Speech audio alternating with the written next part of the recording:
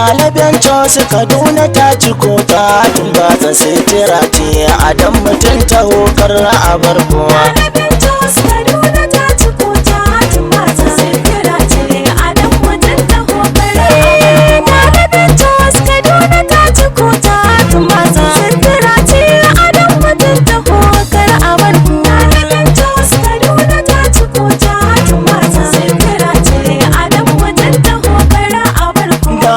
Kallon mu shirin kasuwa a kai miki dole na Hijira TV ga mu a cikin garin Kaduna a tarayyar Najeriya, a inda muka ziyarci wannan katafaren shagon mai suna Daliban Jos wanda yake a cikin Corporate Plaza, yana nan akan titin Isa Kaita Road a cikin garin Kaduna.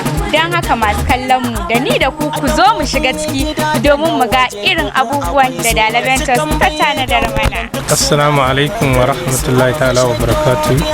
Sunana Abdullahi Ibrahim Dala, darakta ne a Daliban Jos, Nigeria, Kaduna.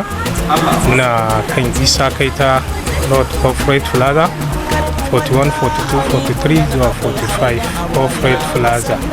Kankuna na yara da manya kuma mun zo da akwatuna na leban nan. Muna talata abokanan hurɗanmu kayayyakinmu da wani bonus ma da muke yi na 10% discount daga lokacin yanzu zuwa Ramadan. Insha Allah duk abin da ma mutum ya siya za mu cire masa 10% discount. Kuma muna taya abokanan harkokinmu cewa mun kawo kayayyaki da dama a tarayyar Najeriya, Kaduna. Duk mai bukata yana iya shigowa ya duba hajojinmu da muke kawowa masu quality da inganci da sauƙi da kuma duk abin da ake bukata da rahusa da sauransu. Kuma min yi oda ne ya duka da gare ku na ƙasashen waje.